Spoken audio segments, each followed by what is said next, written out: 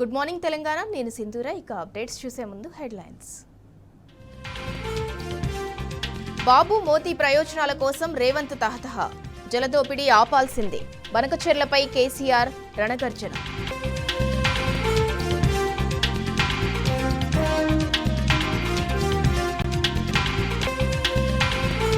కన్నపల్లి వద్ద గోదావరి జలాలను తక్షణమే ఎత్తిపోయాలి, రాష్ట్ర ప్రభుత్వంపై బీఆర్ఎస్ అధినేత కేసీఆర్ నిప్పులు.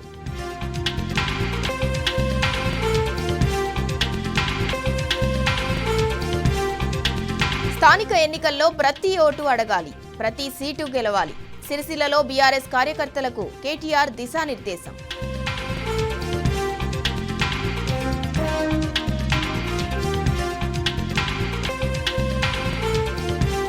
బీసీలకు 42% రిజర్వేషన్ల కోసం బీఆర్ఎస్ మరో ఉద్యమం.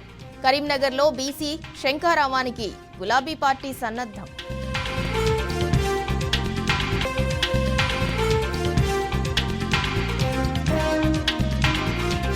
రాష్ట్ర పౌర సరఫరాల శాఖలో ధాన్యం, బియ్యం టెండర్ల కుంభకోణం. 1100 కోట్లు ప్రభుత్వ పెద్దలు మోసారని ఈడీకి బీఆర్ఎస్ ఫిర్యాదు.